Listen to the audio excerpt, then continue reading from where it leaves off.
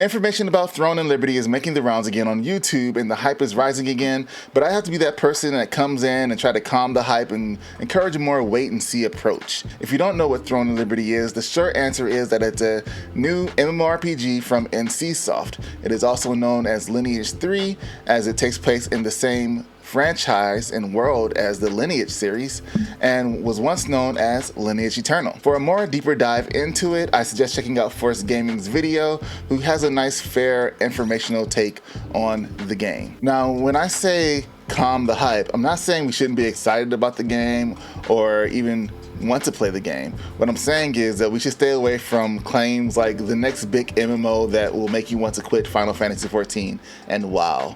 I think that's kind of a ridiculous statement in itself, especially coming from a content creator who plays multiple MMORPGs. I think we should all want to play as many MMOs as we can and not be beholden to just one, not let one MMORPG steal all of our time. There's a lot of worlds that we can explore and have a great time in and see the wonder of it all, but maybe that's a topic for another video. So why should we temper our expectations for Throne and Liberty?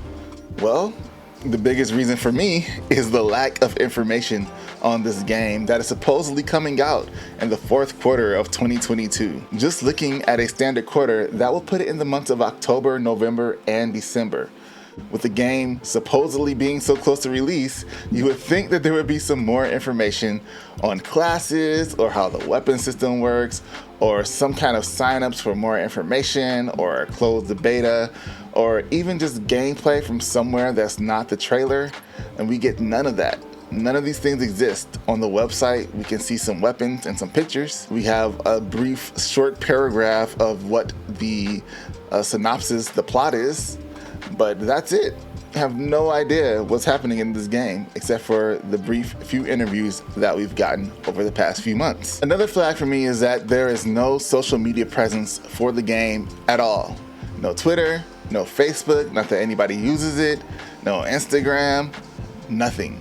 In the past, this wouldn't really be that big of a deal, but seeing that we're in this modern time where social media has such a huge presence as far as building communities go, it's kind of odd that we don't see anything about it. Even for games like Plan 8 and Crimson Desert, who are made by Pearl Abyss, who haven't posted anything in like years, have those accounts locked in for the community. NCSoft also doesn't list it on the Eastern or Western websites as a game they're making. So I figured like maybe the game is semi-out, or they have like a Korean website where they're playing the game or something, but I don't even see that there. So at least I haven't been able to find it. If you guys can find some more videos or something, let me know in the comments. I'll definitely be happy to take a look at those. But everything I've seen has just been the promotional material that we've all already seen many times before, even playing back here in the background. What it reminds me of is so many years ago, there was this game that NCSoft was putting out. It showed just a trailer of like the classes, some cool combat abilities, and then we didn't really hear anything else about the game. We just knew the game was coming out. It had a website, wasn't really much on the website. The classes were on the website, at least we had some of those, and that was it. And 3 years later comes out, the game comes out, and it's nothing like what we saw in that trailer when it first launched, when they were first talking about it. And that game is Blade and Soul. So it was a while ago, but I still think about how Blade and Soul just did not come out the way we thought it was going to come out when they showcased it. And so all of this combined to put me in the mindset of I want to play it. It looks cool, but let's kind of wait and see what we get to make sure it is what they say it's gonna be. 2022, like this is the year. It's August right now, almost over, like over halfway done, and we have no information. So I don't have a problem with NCSoft because they really were there at the beginning of my MMO journey. They had published and developed great games like Lineage, Lineage 2, City of Heroes, City of Villains, Dungeon Runners, the original Aeon. Some might say Tabula Rasa. I'm not really one of them because I couldn't really play it.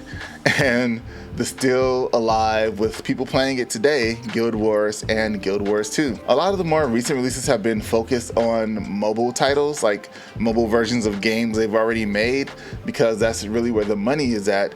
But that seems to be more of an Eastern culture thing. Like, people in the East don't really mind mobile games as much as gamers in the West.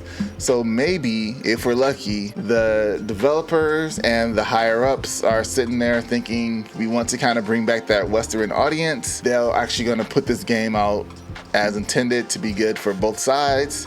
So I do have hopes for the game. Like, I hope it's fun, I hope it's good, I hope we all enjoy it. I'm not looking for it to replace anything, just something to play along the side of everything else. But I'm just a dude that loves MMOs and likes to travel the worlds that they offer for me to travel. So let me know what your thoughts are in the comments. Do you think the game's coming out this year still? Do you think people are overhyping it? Just let me know. I'll also talk to you in the comments. I do that. If you do me a favor and like this video and subscribe to the channel, I would greatly appreciate it. And I will see you guys in the next one. All right, peace.